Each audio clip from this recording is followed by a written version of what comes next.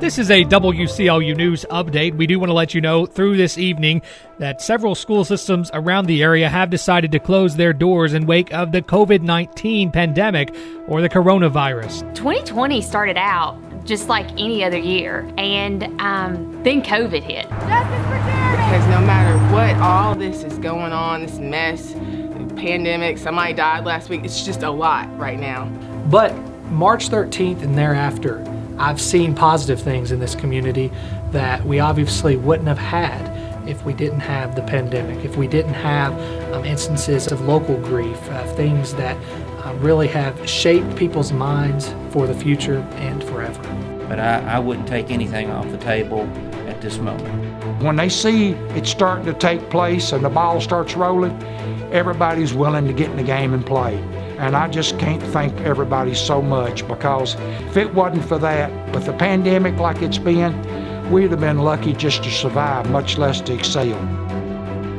This is WCLU News.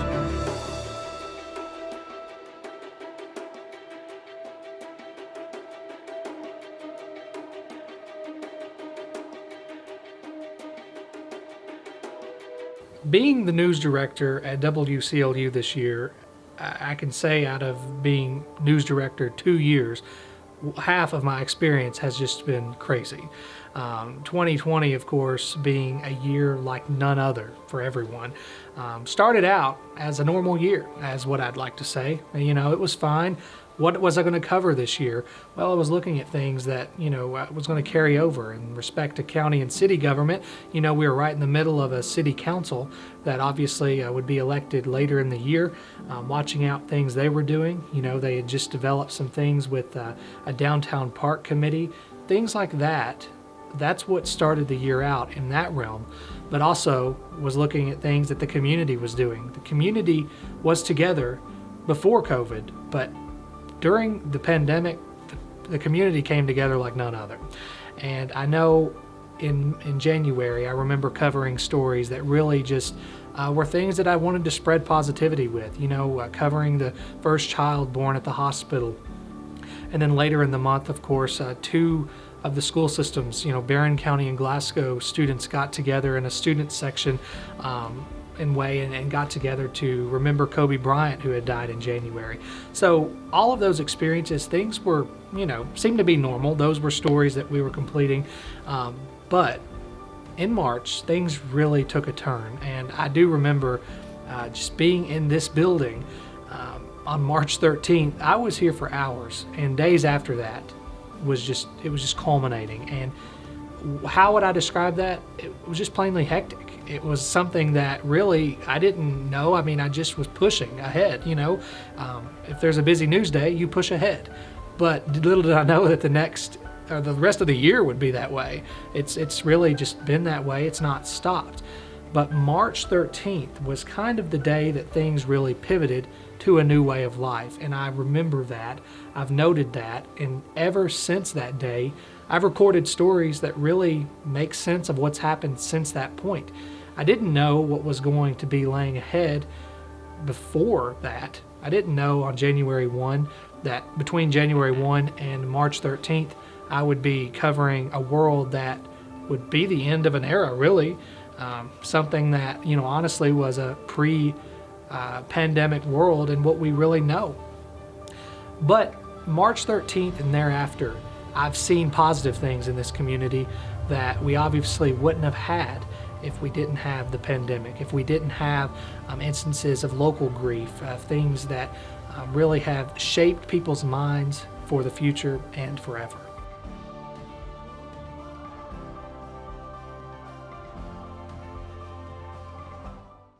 Life has a way of presenting us with many inconveniences, but paying your bills shouldn't be one of them. That's why the Glasgow EPB has multiple ways to pay your bill. You can pay your bill online or even sign up for our bank draft program, where your bill will be debited from your bank account on the due date. Pay your bill anytime without having to come into our office at the bill payment kiosk located next to our drive-thru. Did you know you could pay your EPB bill at your bank? And as always, our office and drive-thru are open Monday through Friday from 8 a.m. to 4:30 p.m. The EPB, connecting Glasgow to the future. Alexa, what time is it? Time to get the heat fixed, David. I'm freezing. What? I'm cold. Call HVAC services. It's not that cold. Plus, you're not even a human. They do heating and cooling 24 hours a day on any brand anytime. Plus, do you know who wakes you up in the morning? You do, Alexa? Enjoy me keeping your shopping lists? Yeah? Then call HVAC services at 270-651-3841 before I cancel all your appointments. I'm Lisa. I'm a heart attack survivor, and this is my TJ story. Dr. Reddy met us at the hospital. I said he was like an angel walking through the door, and he assured me, "You're going to be okay." During a heart attack, response time is critical. I didn't realize it at the time, but time was very crucial. I was so glad every time I left there. It is so empowering. I'm very grateful for Dr. Reddy and everyone in the cath lab.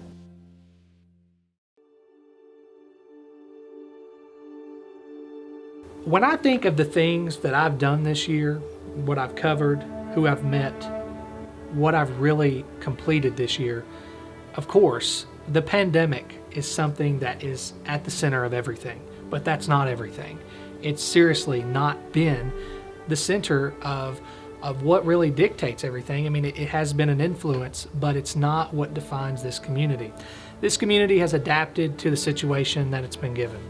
But what I have enjoyed the most about covering news this year compared to perhaps 2019 is that people have shown a togetherness that I really didn't observe in 2019 as much.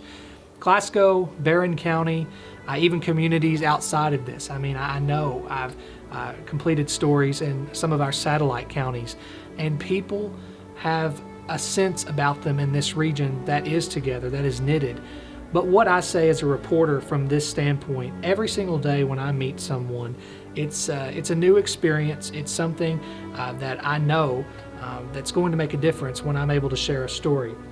So when I reflect, earlier in the year, again, during March, honestly, a lot of things were COVID heavy, but really things started getting away from that when people started adapting to their lives. So I'm thinking in April, I know April was really that time point where we saw a lot of prayer parades. We saw a lot of churches coming together. Nursing homes, of course, had to unfortunately close to adapt to the virus. But that didn't stop the community from coming together and finding a way to really get out there and do something with that. So one of the best things that I was able to observe this year that has just been stained in my memory is the voice of Ray Woody. God, today I ask you that you would show favor upon your people.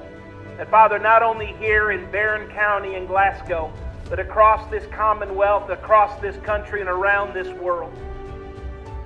I'm telling people in TJ Sampson's parking lot during a prayer, just asking for God to come to them and to watch over them. And as a reporter in that moment, you know, of course, I'm looking around, you know, what's the best photo opportunity or what's the best sound that I can capture.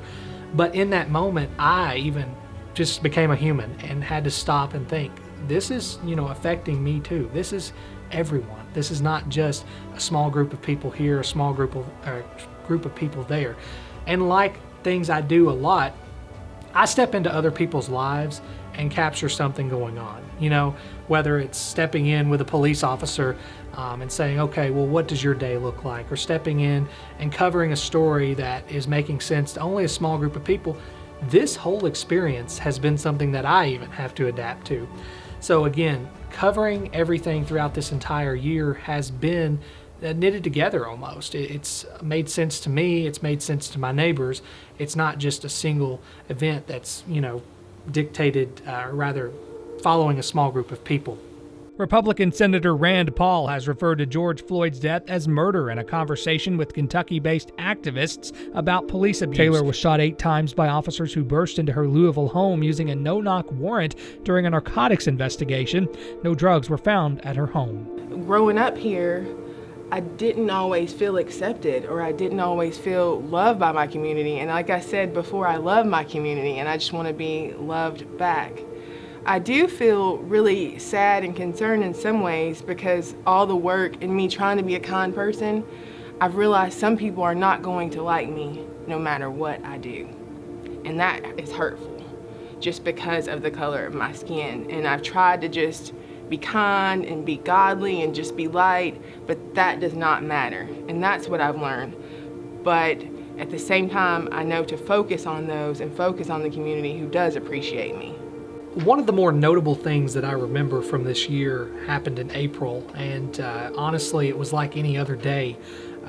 I was out in the field already, in fact, working on an assignment when I received, honestly, a phone call. It was just a tip from someone. Hey, there's a lot of law enforcement on Cleveland Avenue. It appears there's something going on.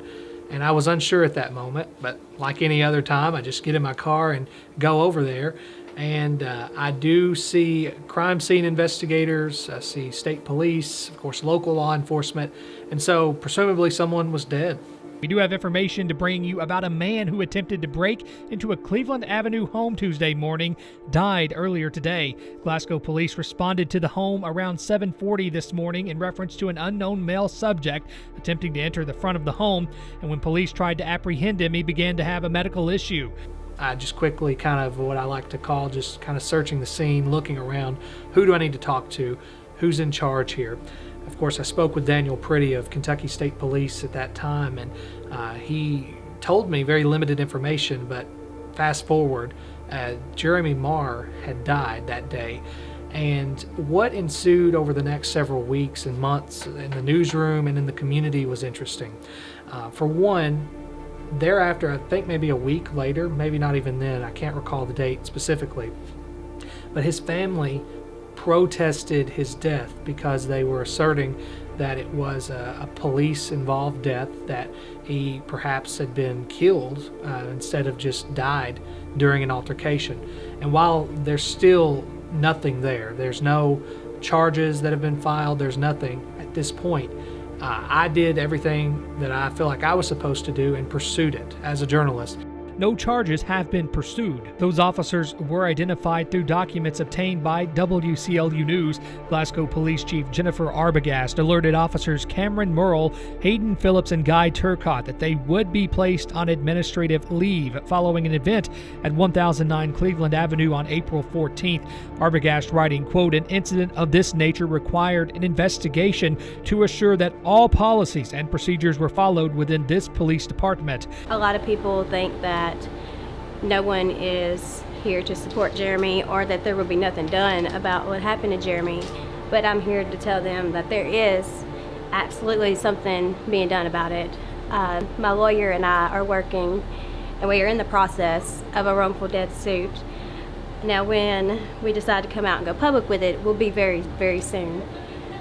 We've mainly waited for the COVID-19 to kind of calm down before we actually bring it to light, because we do want to be in the courtroom. We don't want no virtual court, which is why we've kind of tiptoed while also going through the loops that we've had to go through. But there is a lot I would like to bring to light, and that way the Glasgow community can see what truly happened on April 14th of 2020. Of course, this related thematically. It's odd how this happened in our own community when a month earlier in March, we of course saw the onset of protest in Louisville with Breonna Taylor, and then of course later in the summer with the George Floyd incident. And we had several incidents happen throughout this year that have just really marked a portion of history for racial injustice, marking racial injustice, and again, being on the front line of that and reporting on that, speaking with several people. I understood that this was an issue that wasn't just in metropolitan areas. It was affecting people right here in Glasgow and Barren County.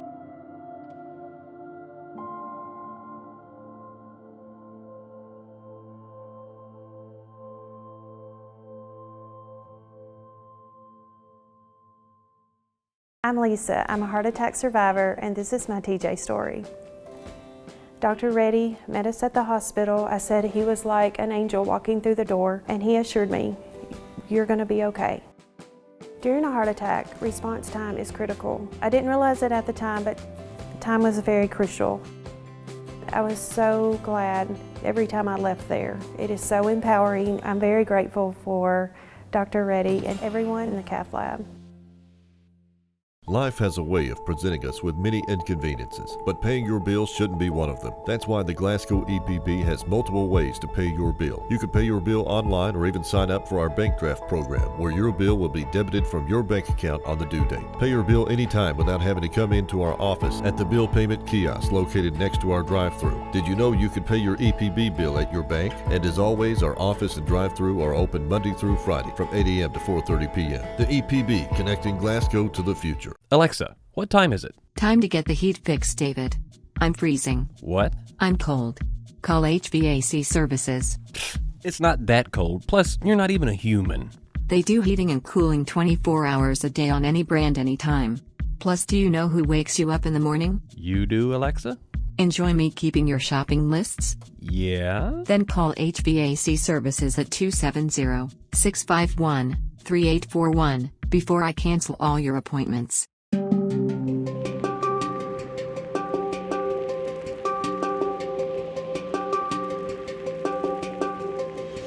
One of the interesting parts about the year, of course, we went through the beginning of the year working on just some basic things that weren't really basic. I guess I shouldn't say that. We're really just, I guess, things that we do under protocol, you know, working on gathering the news, telling people, you know, what our school's going to go back to school, our restaurant's going to be closed this week. You know, we're working on that. But we had a point where we had to say, we've got to have an election this year. And as a reporter, you know, I'm constantly wanting to keep up with what's going on in the realm of the election. I remember several days worth of speaking with Clerk Helena Birdwell. How are we going to serve the people of Barren County to make them comfortable to come and vote? And we did it. We had 3 locations. We covered the north end of the county, the central area, and the south end. They were all polling centers, meaning no matter where you lived, you could vote at any one of these locations. And then we had early voting for 3 weeks. Anyone who wanted to vote early could come to the county clerk's office and vote. We voted over 11,000 people in person in those 3 weeks during a pandemic. And everyone wore their mask, and they had their driver's license out, and they voted. And that was what was most important and made me most proud, was people voted. No matter what, they knew they had a job to do, and that we were going to do everything we could to make them safe. We would get together over the phone. We would, you know, sometimes in person at her office, and we just have to follow it together, because she's even said this to me in the moments that it was happening. She didn't know what was going on at the moments. You know, she was being handed directives daily, hourly sometimes. And in those moments, I just kind of fulfilled that, you know, just went on with it, followed it. But one of the things, you know, was interesting in the primary, for one, because the primary was delayed into June. Obviously, normally in Kentucky, the primary happens in May. So being able to cover that in June was an interesting experience, but I think the general election was overwhelming for a lot of folks, because here locally, I saw people doing things that they really hadn't done before, whether they were doing mail-in ballots or early voting. Those processes were new to the voters, and even for myself, you know, being an active participant in the democracy, going to the clerk's office early to vote.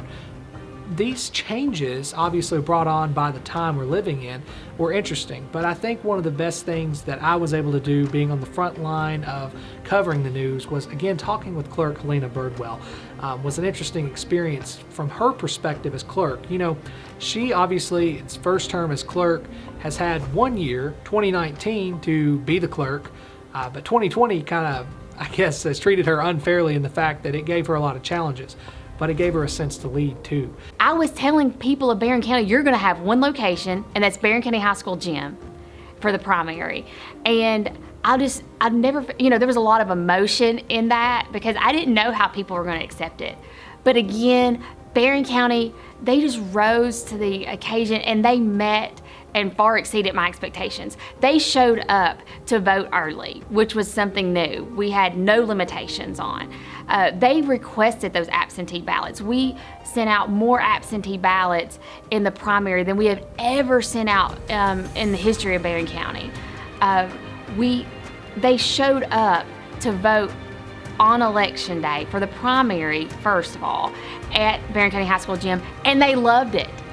They loved that one location, that one way in, one way out. They love the new system of checking in on the e-poll books.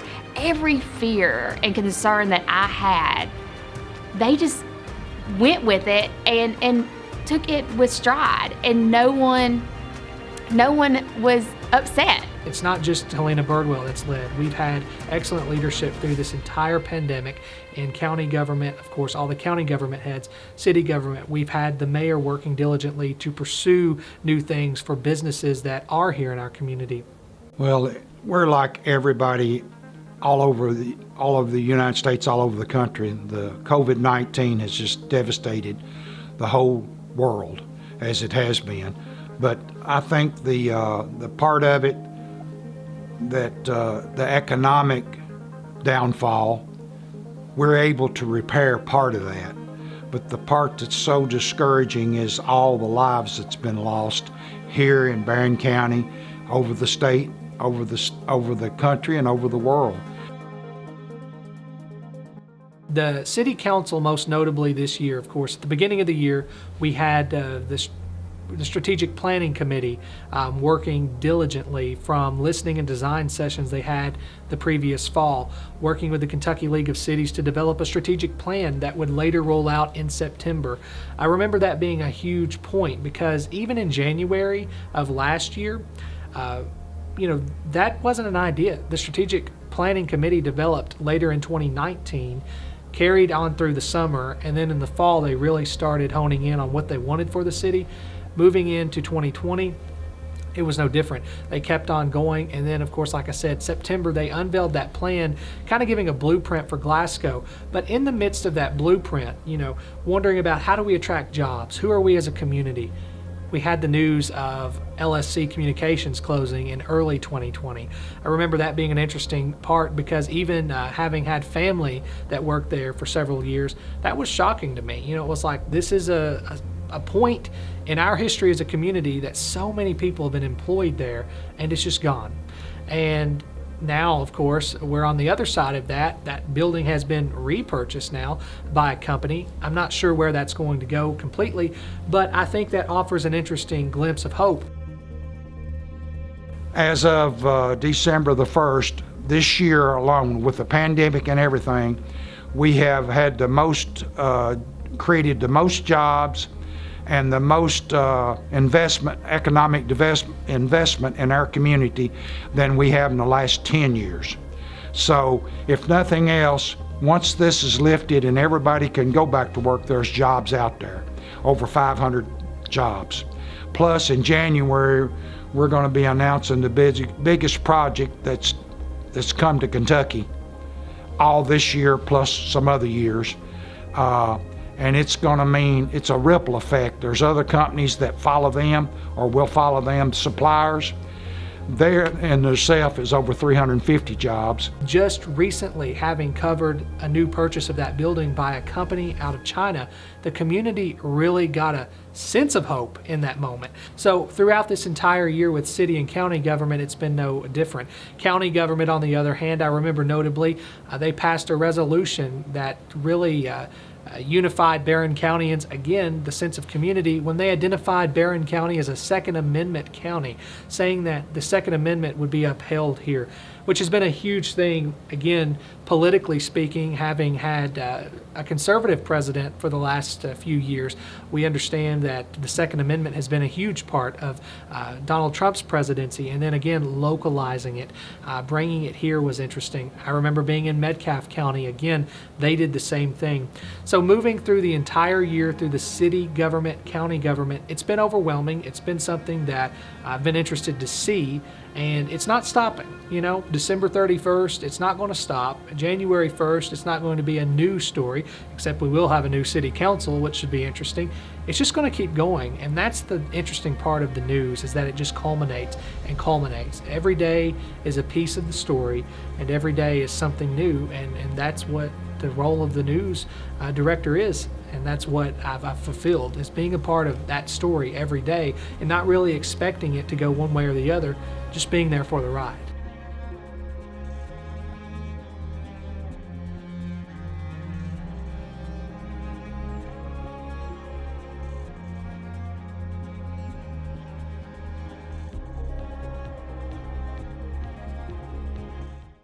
Alexa, What time is it? Time to get the heat fixed, David. I'm freezing. What? I'm cold. Call HVAC services. It's not that cold. Plus, you're not even a human. They do heating and cooling 24 hours a day on any brand, anytime. Plus, do you know who wakes you up in the morning? You do, Alexa? Enjoy me keeping your shopping lists? Yeah? Then call HVAC services at 270-651-3841 before I cancel all your appointments. I'm Lisa. I'm a heart attack survivor, and this is my TJ story. Dr. Reddy met us at the hospital. I said he was like an angel walking through the door, and he assured me, "You're going to be okay." During a heart attack, response time is critical. I didn't realize it at the time, but time was very crucial. I was so glad every time I left there. It is so empowering. I'm very grateful for Dr. Reddy and everyone in the cath lab.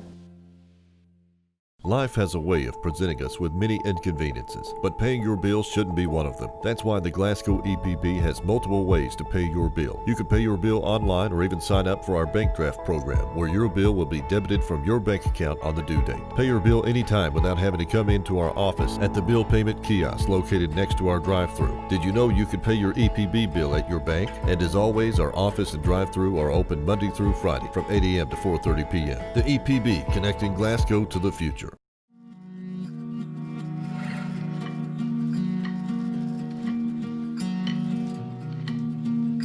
One of the interesting parts of covering news in this community is it's the community that built me.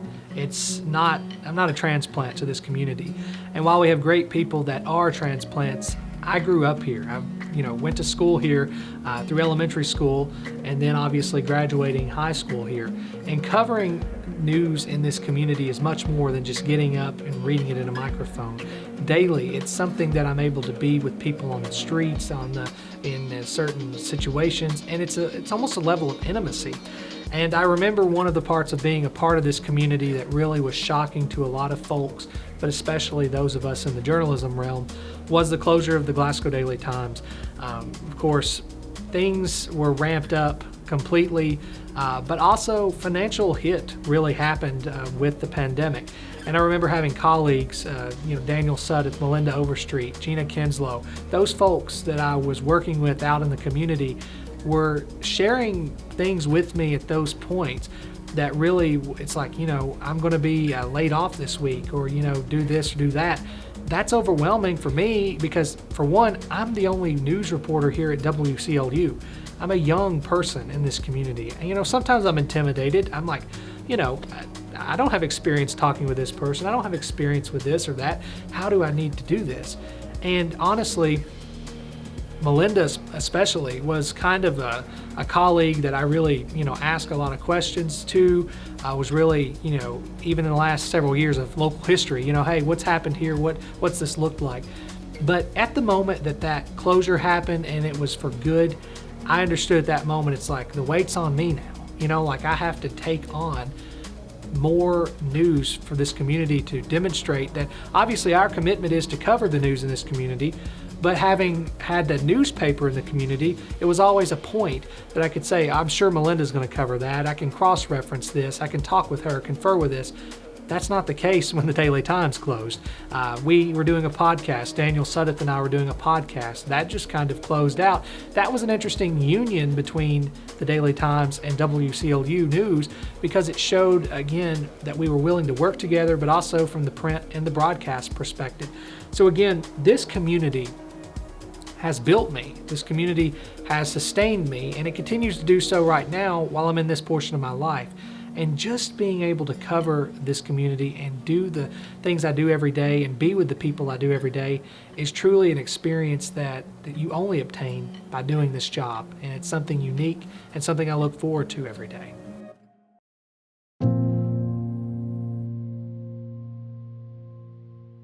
Helen Keller once said, "What we once enjoyed and deeply loved, we can never lose, for all that we love deeply becomes part of us. May we never forget the moments we had this year together, alone, sad, and happy. And may we never forget those that we leave behind in 2020, but may we cherish forever those that travel with us into the future forever."